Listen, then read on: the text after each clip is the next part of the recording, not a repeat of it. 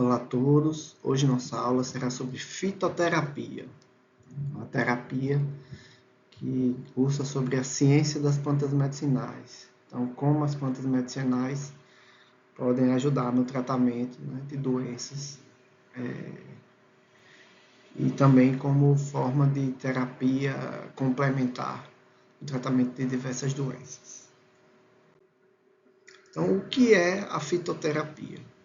Então, a fitoterapia é quando se utilizamos de plantas medicinais de forma terapêutica para prevenir o desenvolvimento de doenças, tratar doenças e também ser utilizado como tratamento adjuvante, um tratamento complementar ao tratamento medicamentoso tradicional, né, com medicamentos sintéticos. Tá? Então, na fitoterapia, nós temos produtos que são derivados diretamente das plantas. Tá? Então, normalmente são utilizados drogas das plantas, né? Então, considerando aquela definição do que é droga, então a gente utiliza a planta em suas formas brutas. Então, a gente pode utilizar o caule das plantas, as flores das plantas, as folhas das plantas, que passam por processos de desidratação e trituração, mas não passam por nenhum processo químico de extração dos princípios ativos, né, das substâncias ativas. A gente utiliza diretamente as plantas para produzir esses medicamentos que possuem efeitos medicamentosos extremamente importantes. Né? Então, essa é uma prática extremamente reconhecida há muito tempo, né, globalmente pela OMS. A fitoterapia é ainda hoje muito utilizada e ela foi uma prática que deu início à farmacologia. Então, praticamente na pré-história, a gente já tinha o uso de plantas para tratamento de feridas, para tratamento de enfermidades diversas, muitas vezes de forma empírica, né? Então, de forma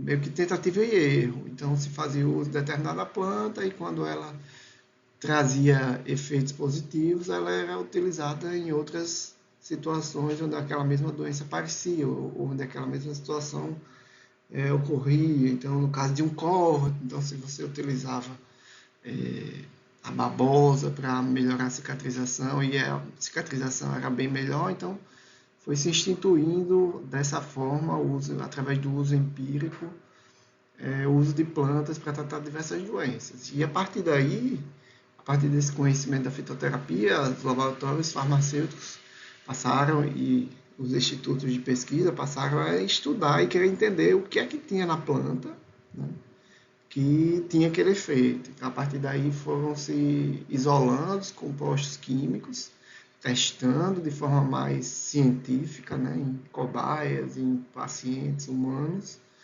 até se transformar em medicamentos. E hoje em dia isso ainda é muito conhecido, está muito realizado. Então, muitos medicamentos hoje eles são desenvolvidos a partir de testes feitos com plantas, é muito comum. Na nossa própria instituição, nós temos um programa de mestrado e doutorado que é só baseado em estudo de plantas com efeitos farmacológicos, né? Na busca de novas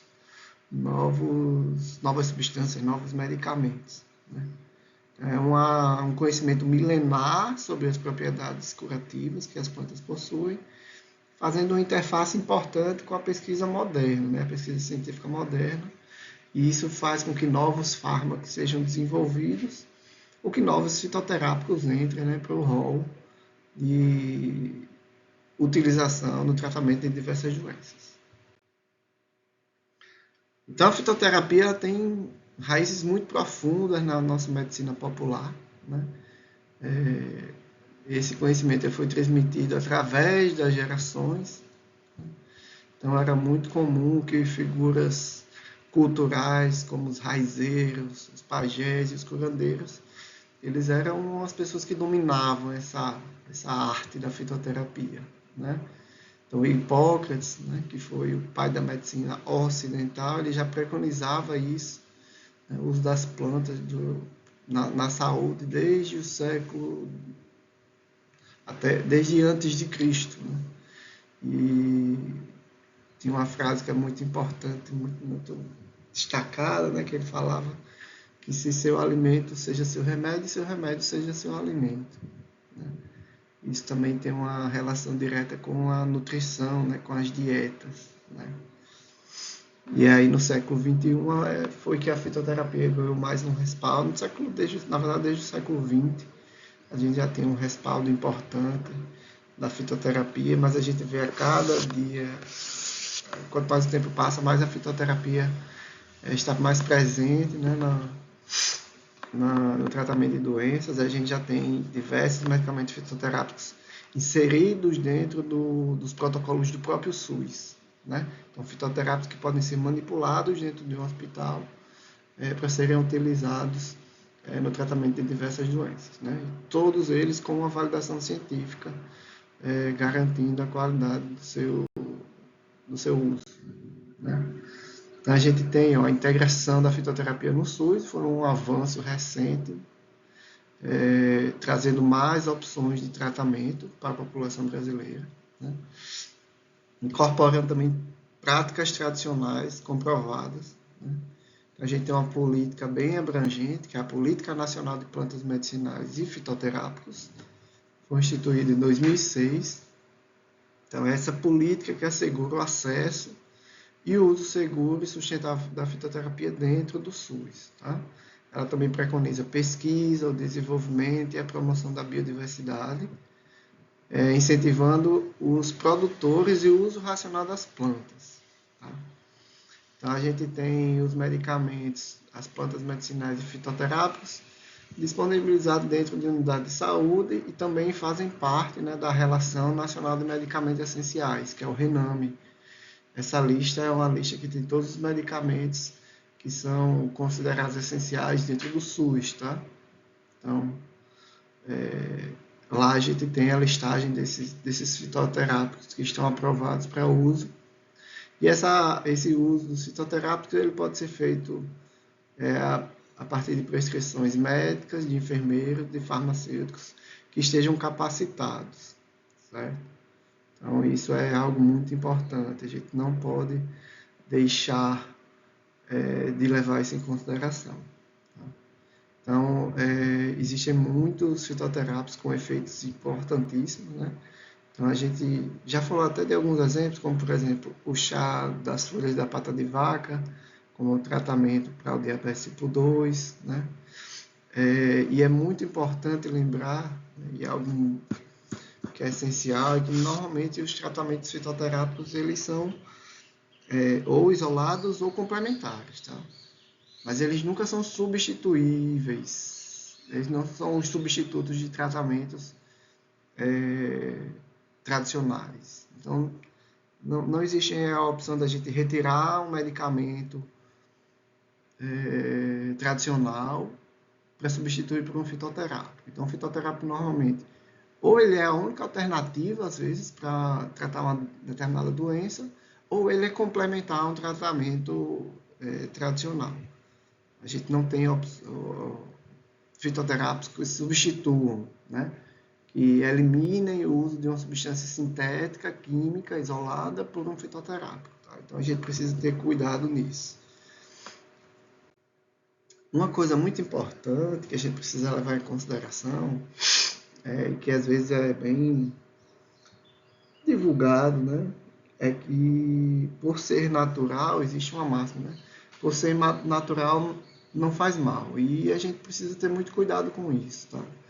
Do jeito que nós temos plantas com efeitos terapêuticos fantásticos, nós também temos plantas que possuem substâncias extremamente tóxicas, tá? Então, o fato de ser natural não significa que não existam riscos, tá? Então, só dá para fazer uso de fitoterapia a partir de plantas que já têm alguns estudos que demonstram efeitos positivos. É arriscado usar plantas que são produtores de determinadas substâncias de modo empírico, é arriscado, porque existem plantas também com substâncias que são extremamente tóxicas, tá? Alguns exemplos de plantas medicinais que nós temos da flora brasileira, né? A gente tem, por exemplo, a espinheira santa, que é uma planta onde se faz muito chá para tratamento de gastrite, de úlcera, de azia, né? Então, eles contêm várias substâncias que atuam no tratamento das doenças do trato digestivo, né? Estômago, intestino. Outro exemplo muito conhecido é a camomila, né? Então, que tem propriedades calmantes, né? Utilizada para insônia, ansiedade leve, alguns problemas digestivos também, que ela acaba deixando o sistema digestivo mais calmo também, menos reativo. E o boldo também é utilizado em distúrbios digestivos, hepáticos, má digestão, dores no fígado, né, gases.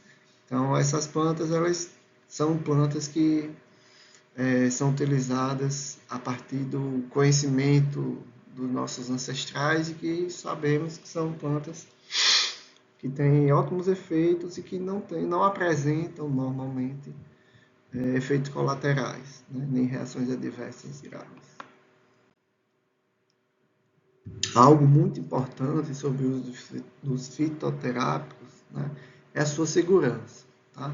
Então, como eu falei, nem todas as plantas são inofensivas, existe um risco de toxicidade, e da mesma forma que os medicamentos que estão sendo vendidos nos balcões das farmácias, eles têm uma regulamentação a seguir, os fitoterápicos também são regulamentados, sua produção e o seu uso também é regulamentado pela Anvisa. Tá? Então, a Anvisa também exige testes rigorosos, também é necessário que sejam prescritos por médicos. Tá? Não são substâncias isentas de prescrição, são substâncias que necessitam de uma avaliação do paciente para que haja a prescrição correta, por um médico, por um enfermeiro ou por um farmacêutico. Tá?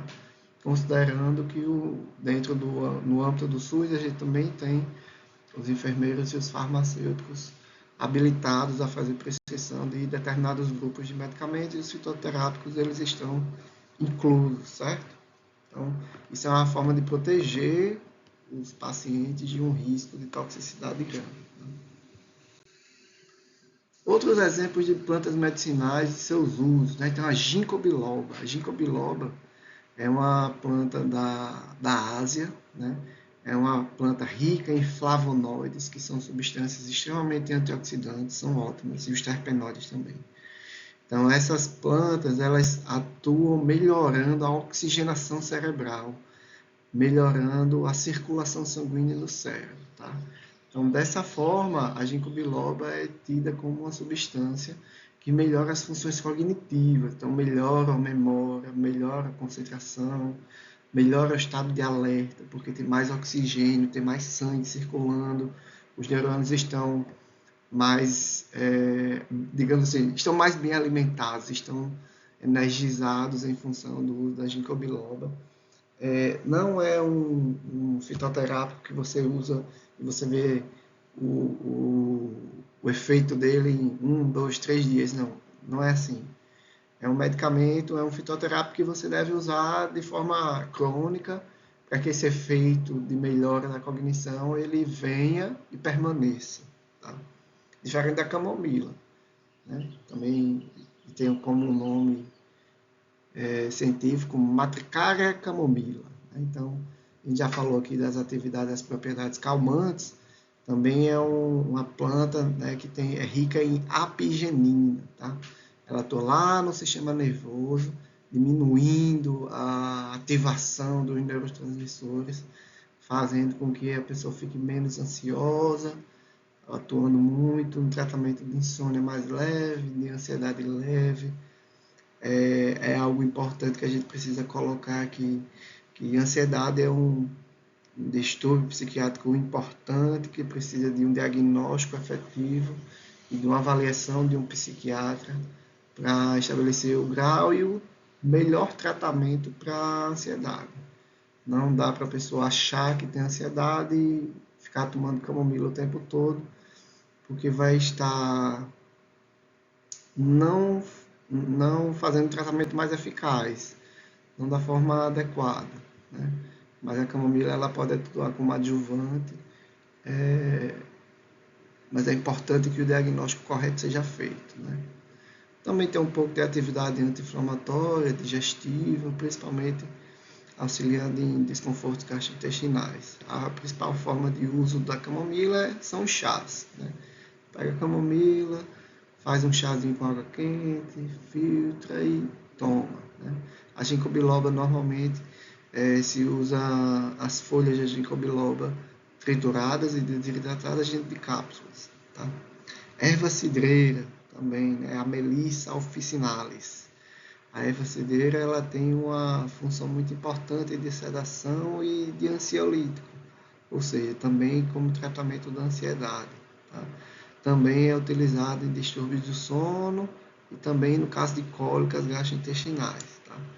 Então, da forma muito parecida com a camomila, a erva cidreira também é utilizada na forma de chás, né, de infusões, onde se pega as folhas, se coloca na água fervente para extrair os princípios ativos das folhas, né?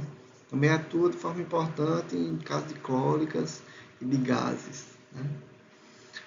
Uma planta muito utilizada e que a indústria cosmética principalmente usa muito é a babosa ou a aloe vera, né?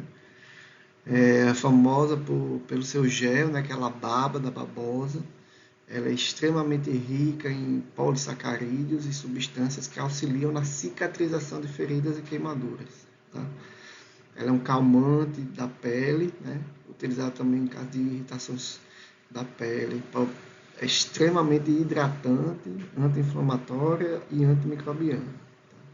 É muito utilizado em cosméticos e produtos de beleza para a pele, como hidratante.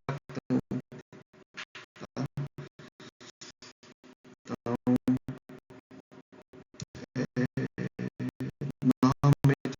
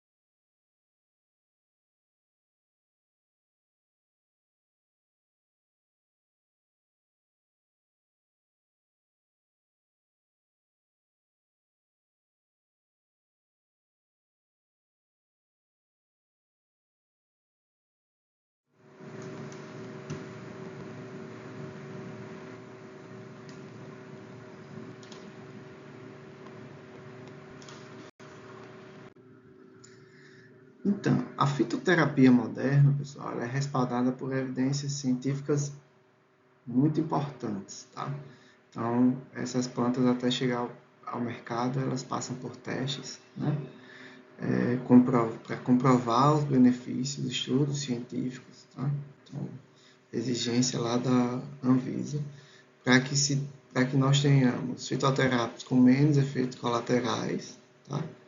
Ação terapêutica bem definida, né? Então, nós temos medicamentos fitoterápicos com propriedades anti-inflamatórias, antioxidantes, e as nossas universidades, elas são os principais polos de estudo dos fitoterápicos, tá?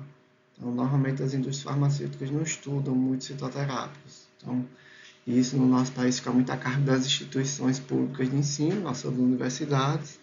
E após a identificação de moléculas, de plantas com efeitos, às vezes é que a gente consegue que as indústrias farmacêuticas façam parcerias para desenvolvimento, né, de forma mais efetiva daquele fitoterápico, de novas pesquisas, de novos testes. Tá? Então, é algo que é importante, mas que no nosso país ainda tem um baixo investimento. Tá? Apesar de existir, ainda é baixo, se a gente for comparar com o investimento de países do primeiro mundo, que não tem a mesma biodiversidade que nós temos. Né? Então, nosso país é muito rico de plantas, diversidade de plantas que em vários países e várias regiões do mundo não tem. Então, nós precisamos investir muito ainda nisso, porque nós podemos encontrar ainda substâncias fantásticas, com efeitos fantásticos para tratamento de muitas doenças no nosso país. Mas quais são os desafios do desenvolvimento da fitoterapia? Né? Então, como eu falei, a gente precisa de mais estudos clínicos para que a gente identifique mais plantas com efeitos terapêuticos importantes, e para isso a gente precisa de mais investimento financeiro, porque são estudos que necessitam de um aporte financeiro muito robusto, né? Laboratórios muito equipados, né? Testes muito avançados, capacitação de profissionais também é extremamente importante, né? Principalmente os prescritores, porque não adianta a gente ter os fitoterápicos e os prescritores não estarem cientes dos efeitos, nem preparados para fazer prescrição, tá? Para que assim a gente tenha uma expansão do acesso a esses medicamentos que têm atividades e usos fantásticos, né? Principalmente no SUS, onde 90% da população é atendido para poder ter acesso, né? A gente tem aí, por exemplo, os derivados da cannabis, né? Com efeitos ansiolíticos, efeitos tratamento de epilepsia, tratamento de diversas doenças, mas precisamos de investimento para entender melhor como é que os derivados da cannabis funcionam, para a gente ter uma produção sustentada e controlada. A gente precisa de investimento para isso, né? E aí a gente também precisa quebrar algumas barreiras, principalmente barreiras relacionadas ao preconceito, né? Então, a gente tem tantos medicamentos, por exemplo, que são derivados da papoula, de onde se produz a cocaína. Então, o fentanil, a morfina, a codeína, que são analgésicos potentíssimos para tratamento de câncer, dor de câncer, dores muito fortes, sedativos para cirurgia. Elas vieram derivados da mesma planta de onde se tem a cocaína, que é uma droga que a gente sabe de alto poder de vício, que está envolvida aí com tráfico, muito dinheiro envolvido. Mas os derivados da cannabis, eles são muito estigmatizados, porque vem de uma planta que se utiliza, que as pessoas utilizam de forma recreativa, como uma droga, né? Então, a gente precisa precisa separar essas coisas. Uma coisa é a droga que se utiliza de forma recreativa, que é vendida de forma ilegal, que financia o tráfico, que gera aumento de violência, e a gente sabe as consequências das substâncias daquela mesma planta que tem efeito terapêutico, que necessitam, né, de terem os estudos aprovados, de ter o financiamento, né? Então, Uma coisa é uma coisa, outra coisa é outra coisa. Não é porque você vai financiar o estudo daquilo que você vai fazer com que as pessoas utilizem, por exemplo, mais maconha e... Não, uma coisa é a pesquisa, é o uso terapêutico. Outra coisa são as práticas recreativas, se é que a gente pode chamar isso de recreativo, né? As práticas ilegais que podem gerar financiamento do tráfico e aumento de violência. Então, a gente tem aqui dois exemplos importantes, né? Dois casos de sucesso no Brasil. Então, lá em Fortaleza existe o programa Farmácia Viva, né? Então, eu vou colocar um linkzinho para vocês no Siga sobre a Farmácia Viva, né? Onde eles produzem os fitoterápicos e disponibilizam para a população.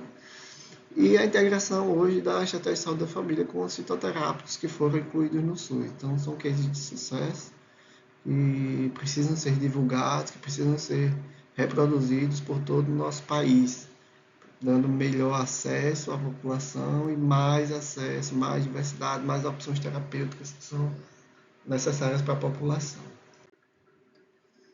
Então, a fitoterapia, ela é uma ponte entre o saber da tradição, né? Então, os conhecimentos tradicionais que são passados de geração a geração com a ciência moderna, né?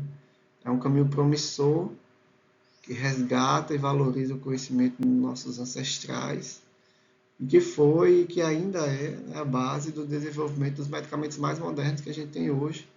Eles são produzidos a partir da extração de substâncias presentes em plantas, sendo que eles são purificados, são produzidos na indústria e são comercializados como medicamentos tradicionais. Finalizamos aqui.